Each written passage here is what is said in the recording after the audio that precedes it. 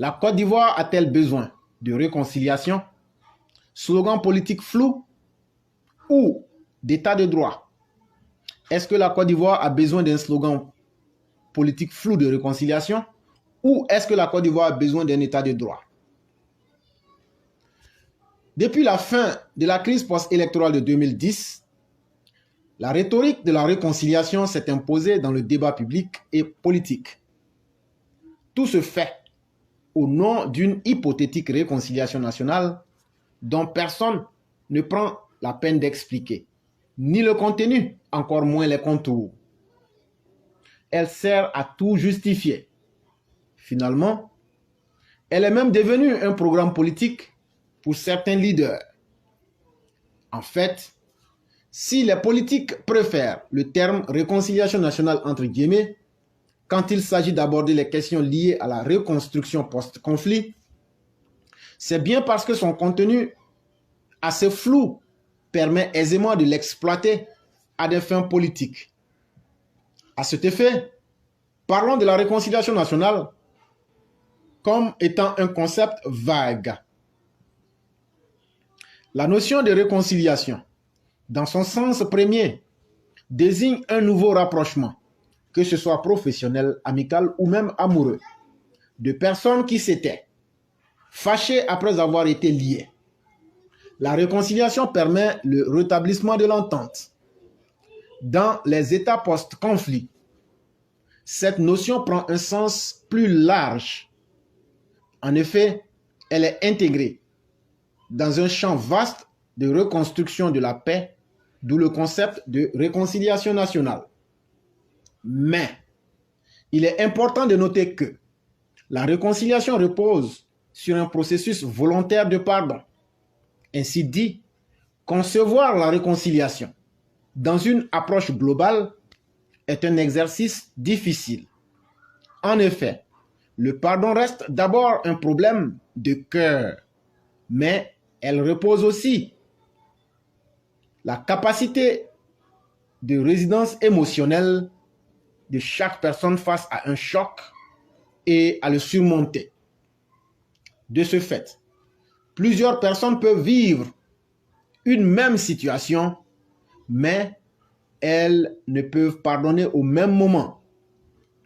Dans ces conditions, dans un pays comme la Côte d'Ivoire, qui a connu une longue période de crise avec autant de désastres humains, il est quasi impossible de fixer une échéance claire pour arriver à cette réconciliation. D'autant plus qu'il n'existe d'indicateurs précis qui permettent de savoir si les citoyens sont réconciliés ou pas. Parlons du processus de réconciliation trop politisé.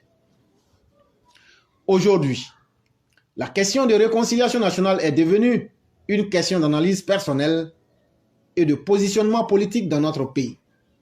D'ailleurs, c'est pour cette raison que les tenants du pouvoir s'efforcent à dire que les Ivoiriens sont réconciliés, pendant que l'opposition maintient que ce n'est pas le cas.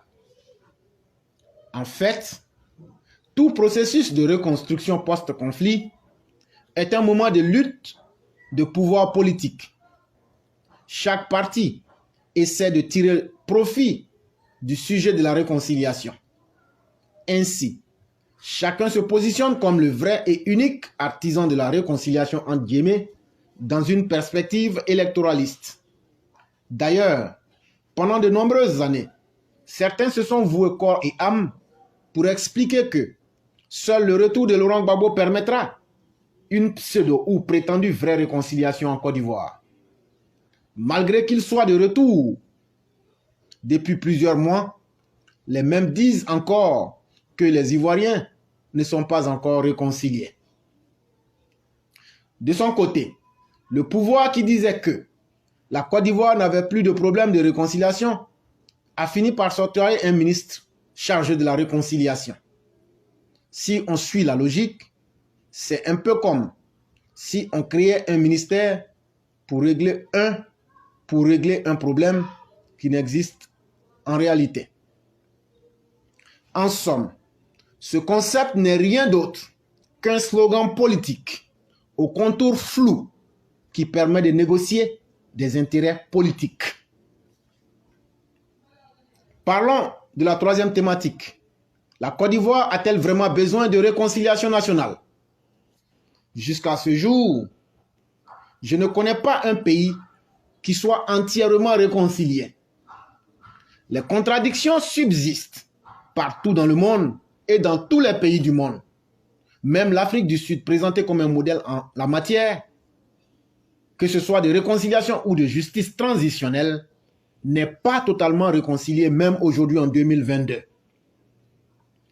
Dans ces conditions, s'accrocher à cette recherche de réconciliation aura pour seule conséquence de faire du surplace. Le plus important, de mon point de vue, c'est de favoriser un processus de réparation clair, reposant sur un cadre juridique précis afin de soulager les victimes.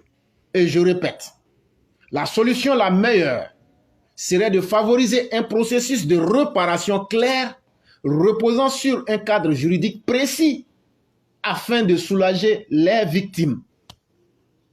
Mais aussi et surtout mettre fin à la crise mémorielle qui facilite la politisation même des victimes.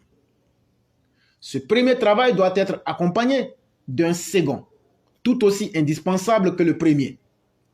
Il s'agit d'identifier clairement les sources de tension qui ont conduit la Côte d'Ivoire dans cette période de crise et de les traiter en profondeur.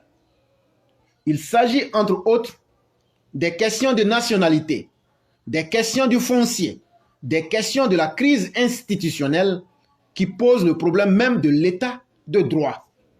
Et enfin, il faut renforcer la bonne gouvernance afin de réduire les inégalités sociales et donner à chaque citoyen les moyens de vivre dignement et de rêver. Aussi, est-il temps de s'attaquer à la crise des valeurs dans notre pays, car la longue période de crise n'a pas permis la transmission intergénérationnelle des valeurs sociétales. La violence a fini quand elle a imposé comme une voie légitime, entre guillemets, pour atteindre le sommet. En un mot, c'est tout le système de valeurs qui s'est écroulé.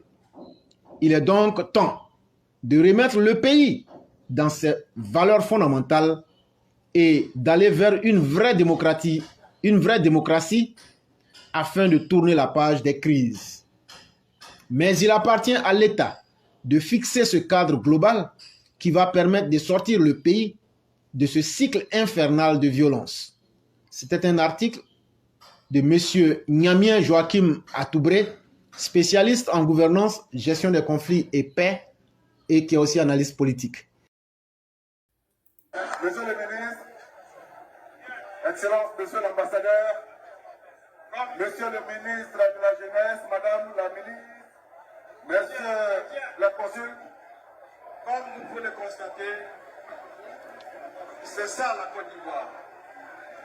C'est ça qu'on a failli perdre et c'est ça que nous devons retrouver à nouveau. Cette rencontre n'est que la première. Nous allons initier d'autres rencontres qui vont rassembler beaucoup plus d'Ivoiriens que ce qu'on a vu cet après-midi. Parce que nous aurons compris que la paix s'impose à nous. Que nous n'avons pas d'autre choix que de revivre notre façon de vivre en tant qu'Ivoiriens, la fraternité. Ici, la chose qui s'est dégagée, c'est la volonté commune de travailler pour que tous ceux qui doivent rentrer au pays, rentrent au pays. Ça, c'est la parole du ministre de la Réconciliation. Que Dieu veille là-dessus, que Dieu nous bénisse. Kakabe vient de nous dire que la rencontre n'a pas été au rendez-vous en réunissant tous les Ivoiriens comme il se devait. Et dans sa propre parole, contrairement à ce que certains lunatiques voudraient faire croire, Kakabe lui-même reconnaît que la mobilisation n'était pas au rendez-vous. Et s'il vous plaît, je n'ai pas dénaturé sa parole. C'est dans la séquence, j'ai mis tout ce qu'il a dit du début jusqu'à la fin. Et j'ai mis le lien, allez regarder et faites-vous votre propre idée. Puisque c'est le festin intellectuel. On n'impose pas quelque chose, mais chacun peut écouter. Et donc, à la lumière de ce que Kakabe a dit, très peu d'Ivoiriens ont effectivement pris part à cette rencontre du 5 juin 2022. D'où la nécessité de refaire d'autres rencontres, d'autres nouvelles expériences avec plus de sensibilité qui seront inclus. Qui n'était pas là-bas? Voilà la vraie question. Qui manquait là-bas pour que KKB dise qu'il y a des gens inclus? Ceux qui manquaient, ce sont les vrais Ivoiriens. Ceux qui manquaient, ce sont les Ivoiriens dignes. Ceux qui manquaient, ce sont les Ivoiriens qui ont de la capacité intellectuelle. Ceux qui manquaient, ce sont ces Ivoiriens-là que Gouza Naounou et sa bande ont ostracisé. Ceux qui manquaient, ce sont ces Ivoiriens qui ont été frustrés. Ceux qui manquaient, c'était l'opposition ivoirienne. Ceux qui manquaient, c'est une partie et une grande partie du RHDP. Voilà la vraie réalité. Et je vais vous le prouver. Et donc, ça nous ramène à une question fondamentale. Qu'est-ce qui a provoqué cette faible présence des Ivoiriens dans leur ensemble? Puisque lorsque nous, Gouza Naounou sait, les 5 premières personnes à rentrer dans la salle, il y avait 2 éléments d'éclaireur pro-vérité là-dedans. Et dès lors qu'ils sont arrivés, Adama Kone va repasser ici. Il m'a fait les bilans de chaque événement à chaque minute. Et dans la salle, cette réunion n'a pas pu mobiliser, n'a pas atteint plus de 300 personnes. Oh Seigneur, quelle humiliation, quelle humiliation, quelle humiliation, quelle humiliation. Nous sommes humiliés, quelle humiliation. Les militants porta-poti. En Côte d'Ivoire, on les appelle mange-mille en référence à ces minuscules oiseaux qui ont la fâcheuse manie d'être voraces et qui se déplacent en groupe généralement. Et tenez-vous bien, être mange-mille ou militant mangeur de caca en Côte d'Ivoire est malheureusement perçu par les personnes médiocres comme un signe d'intelligence de haut niveau. Par extension, toute personne gloutonne ou exagérément opportuniste sera aussi appelée mange-mille ou militant porte-à-poti. Notre vie politique grouille de ces personnes sans fierté aucune et sans amour propre de leurs êtres. Les militants porte-à-poti n'ont qu'une seule obsession, faire la poche aux autres, et ce, à tous les prix. Durant la réunion, supposez les réconcilier, certains mange-mille auraient reçu la somme de 50 € et d'autres 100 ridicules euros. Au nom de ce salaire de la honte, ils et elles ont vendu leur fierté humaine pour ainsi vociférer sur la toile et tenter de défendre le mensonge et la forfaiture. Mais, comme nous savons tous que le mensonge ne prospère jamais, le même 5 juin 2022, le sang a coulé durant la dite cérémonie. Sans oublier qu'hier 28 juin 2022, certains parmi eux ont donné de la voix pour casser vos papos sur les mêmes réseaux sociaux. Chez nous en Côte d'Ivoire, on dit simplement que vous avez mis vos propres cuits dehors. Et ce n'est pas éclaireur pro-vérité et les élèves de la classe éclaireur pro-vérité qui vont se priver de ce spectacle à la fois pitoyable et cocasse. Comment des vieux garçons, des pères de famille, des grands-pères, fussent-ils des abonnés aux aides sociales françaises ou au chômage chronique, peuvent-ils descendre si bas dans la misère morale? À travers ce que vous avez présenté de vous-même, plus personne ne vous accordera un atome de respect, encore moins de la crédibilité. Vous venez de perdre le peu de respect que toutes les personnes dignes qui ne vous connaissaient pas encore vous accordaient. À cause de vos ventes, vous êtes devenus des tonneaux vides. Vos caleçons sont gros, mais il n'y a absolument rien là-dedans. Je remercie les élèves de la classe éclaireur pro-vérité qui ont dénoncé vos stupidités et n'ont jamais accepté de s'y associer.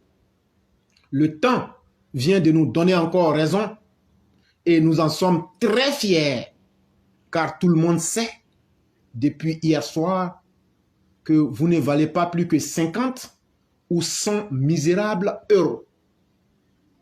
Chez nous, les élèves de la classe éclaireur pro-vérité, c'est d'abord le respect de soi, celui des autres à travers la dignité, l'humanisme, la probité morale et surtout les preuves.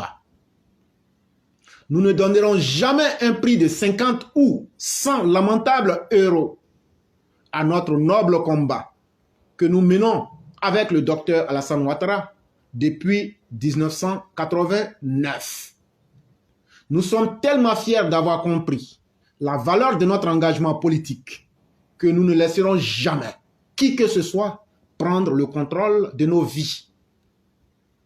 Aussi est-il utile de vous signifier que les élèves de la classe éclaireur pro-vérité ne se mélangeront jamais à des symboles de la honte que vous êtes. Nous sommes très à l'aise dans notre rôle.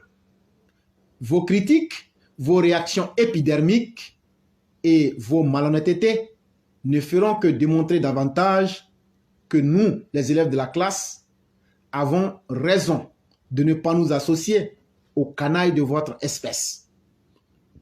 À nos militants mangeurs de caca, n'est-il pas temps pour vous de réfléchir sur vos propres vies et venir vous abonner à la source de la dignité comme nous l'enseigne le président Alassane Dramane Ouattara? En tout état de cause, la caravane éclaireur pro-vérité avance bien et tellement bien et nous ne nous associerons jamais à des personnes qui ont des passifs honteux du genre se déculotter pour recevoir 50 ou 100 maudits euros avec un demi-plat d'attiéké assorti d'une demi-tête de poisson mal cuite plus un verre de sucrerie. Oh, quelle honte! Puisque vous êtes fanatiquement avide, on attend de voir comment votre prostitution morale fera de vous des milliardaires en comptant sur la poche des autres. Voilà des bonhommes lèche-bottes, sans aucun mérite et sans aucune moralité positive, qui s'estiment intelligents en rusant avec le monde à travers la mendicité des bas étages.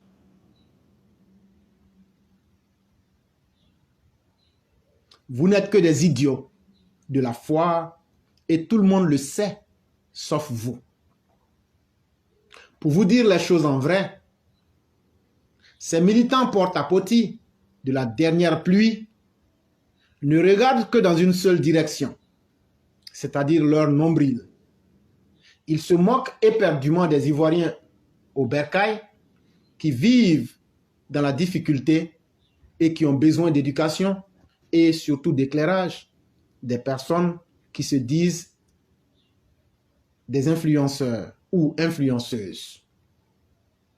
D'ailleurs, face aux interpellations des âmes lucides et éclairées, comme la classe éclaireur pro-vérité, nos sujets mal inspirés de la nation vous retorqueront en ces termes. Vous êtes jaloux de notre succès, oh? Laissez-nous manger entre nous, c'est notre temps. Comment la classe éclaireur pro-vérité, qui fait des dons de milliers de dollars américains, peut être jalouse des gueux et des vautours qui se vendent aux enchères juste pour 50 petits euros, c'est-à-dire 32 000 francs CFA. Depuis quand des personnes altruistes, des humanistes, peuvent-elles envier les mendiants des ambassades? Quelle humiliation ces personnes font à elles-mêmes. Qu'est-ce que la probité morale peut-elle envier à des esprits en totale dégénérescence dans la prévarication des biens de la communauté? Dieu merci, il y a encore des personnes vraies, dignes et déterminées qui soutiennent le président Alassane Ouattara sans rien attendre en retour. Pour nous, les élèves de la classe éclaireur pro-vérité, notre salaire, c'est la réussite de la gestion du président Alassane Ouattara en lui apportant des critiques constructives et des propositions utiles pour le progrès de toute la société ivoirienne. En conclusion, il faut dire que les mauvais exemples de la vie ont toujours une existence éphémère. Il faut s'imposer à soi-même des limites et dégager de véritables valeurs qui forceront non seulement le respect de vos concitoyens, mais feront la fierté même de notre leader, Alassane Ouattara. Nous, les élèves de la classe éclaireur pro-vérité, ne nous laisserons jamais séduire par l'abondance du mal au point de devenir les symboles de la déchéance, comme il nous a été donné de le voir le 5 juin 2022 à Paris. Source éclaireur pro-vérité.